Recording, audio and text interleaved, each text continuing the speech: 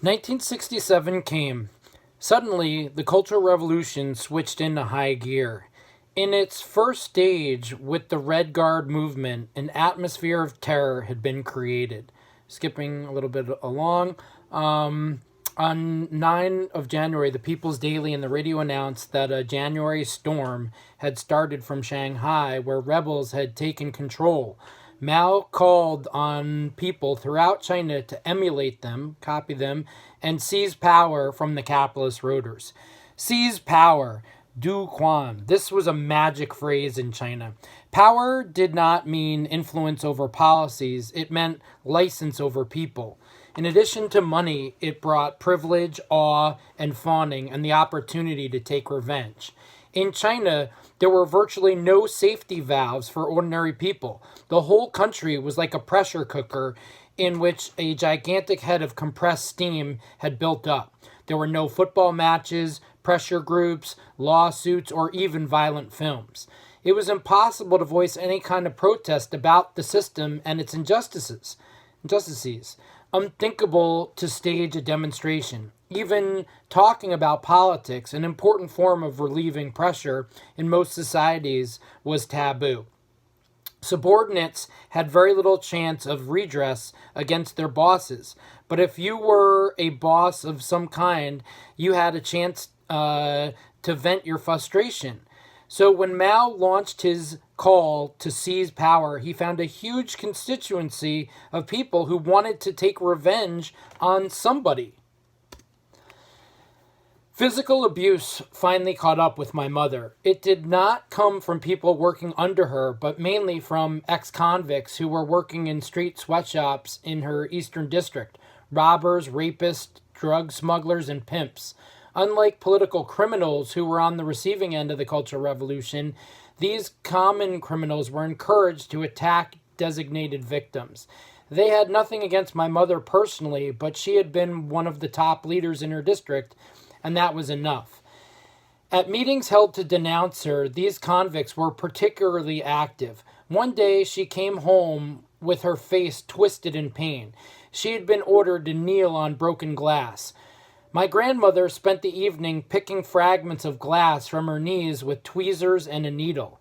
The next day, she made my mother a pair of thick knee pads. She also made her a padded waist protector, because the tender structure of the waist was where the assailants always aimed their punches.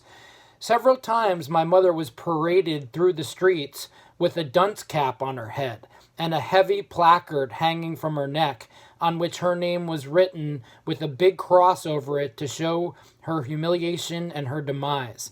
Every few steps, she and her colleagues were forced to go down on their knees and kowtow to the crowds. Children would be jeering at her. She would shout that their kowtowing did not make enough noise and demand that they do it again. My mother and her colleagues then had to bang their foreheads loudly on stone pavement. In the meantime, the rebels in my father's department stepped up their assaults on him. Being one of the most important in the provincial government, the department had more than its share of opportunists. Formerly obedient instruments of the old political system, many now became fiercely militant rebels, led by Mrs. Xiao under the banner of 26 August. One day, a group of them barged into our apartment and marched into my father's study. They looked at the bookshelves and declared him a quote-unquote a real diehard because he still had his reactionary books.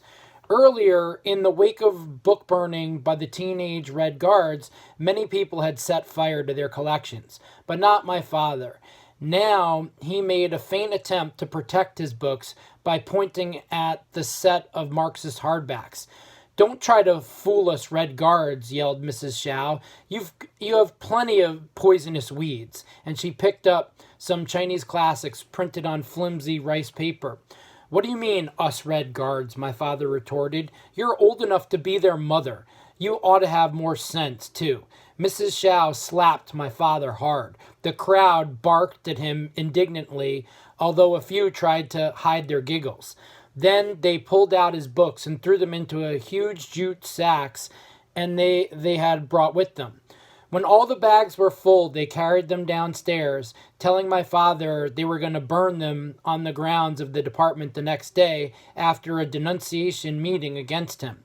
They ordered him to watch the bonfire to be taught a lesson. In the meantime, they said he must burn the rest of his collection. When I came home that afternoon, I found my mother in the kitchen. He had lit a fire in the big cement sink and was hurling his books into the flames. This was the first time in my life I'd seen him weeping. It was agonized, broken, and wild, the weeping of a man who was not used to shedding tears. Even now and then, in fits of violent sobs, he stamped his feet on the floor and banged his head against the wall.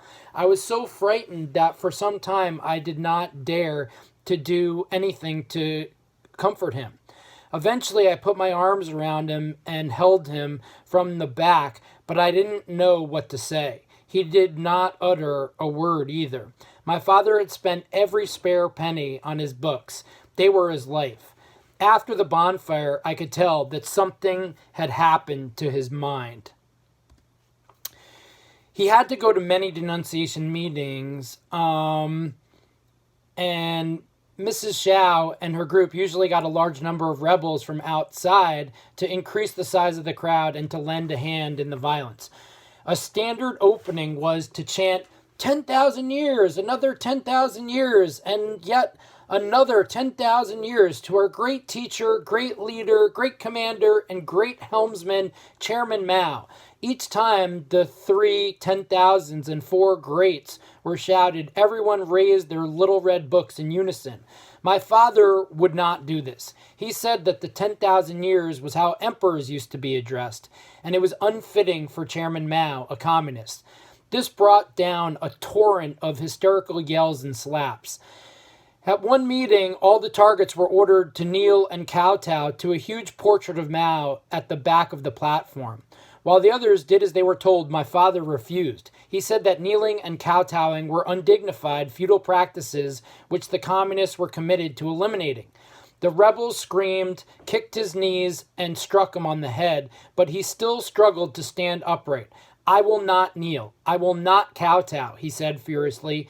The enraged crowd demanded, bow your head and admit your crimes. He replied, I've committed no crime. I will not bend my head.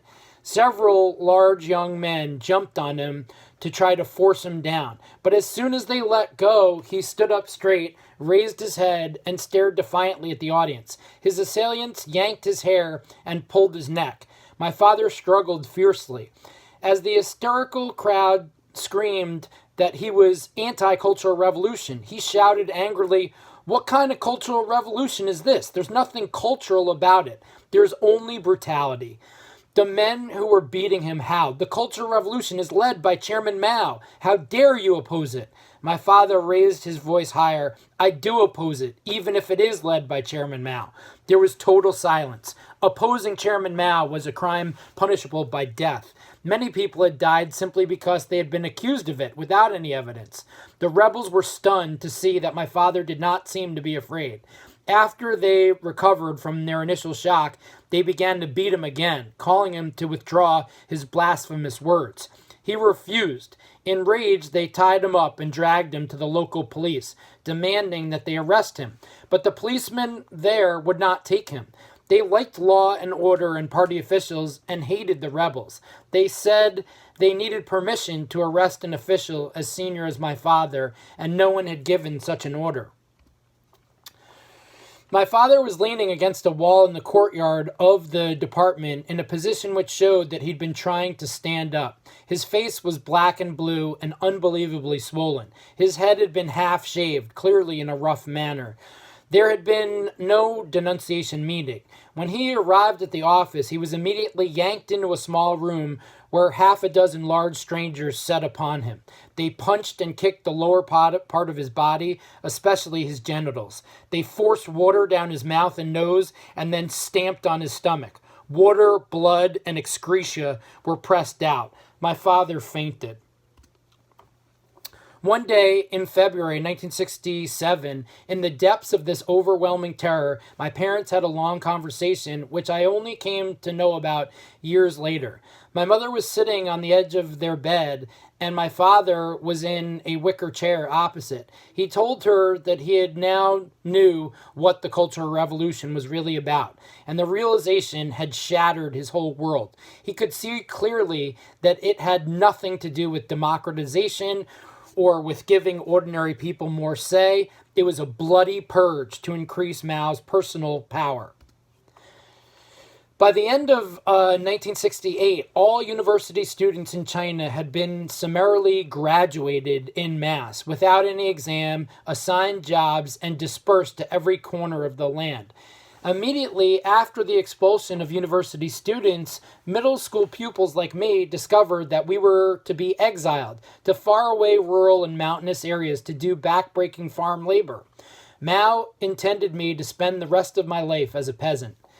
In 1969, my parents, my sister, my brother Jin Ming, and I were expelled from Chengdu one after another and sent to distant parts of the Sichuan wilderness. We were among millions of urban dwellers to be exiled to the countryside. In this way, young people would not be roaming the streets with nothing to do, creating trouble out of sheer boredom, and adults like my parents would have a future. They were part of the old administration, which had been replaced by Mao's revolutionary committees, and packing them off to the sticks to do hard labor was a convenient solution. According to Mao's rhetoric, we were sent to the countryside to be reformed. Mao advocated thought reform through labor for everyone, but never explained the relationship between the two. Of course, no one asked for clarification. Merely to contemplate such a question was tantamount or equal to treason. In reality, everyone in China knew that hard labor, particularly in the countryside, was always punishment. It was noticeable that none of Mao's henchmen, the members of the newly established revolutionary committees, army officers, and very few of their children had to do it. The first of us to be expelled was my father. Just after New Year 1969, he was sent to Miyi County in the region of Zhejiang on the eastern edge of the Himalayas, an area so remote that it's China's satellite launch base today. It lies about 300 miles from Chengdu, 4 days' journey by truck, as there was no railway. In ancient times, the area was used for dumping exiles because its mountains and waters were said to be permeated with a mysterious evil air. In today's terms, the evil air was subtropical diseases. Writers, scholars, scientists, teachers, doctors, and actors who had become useless in Mao's know-nothing new order were also dispatched there.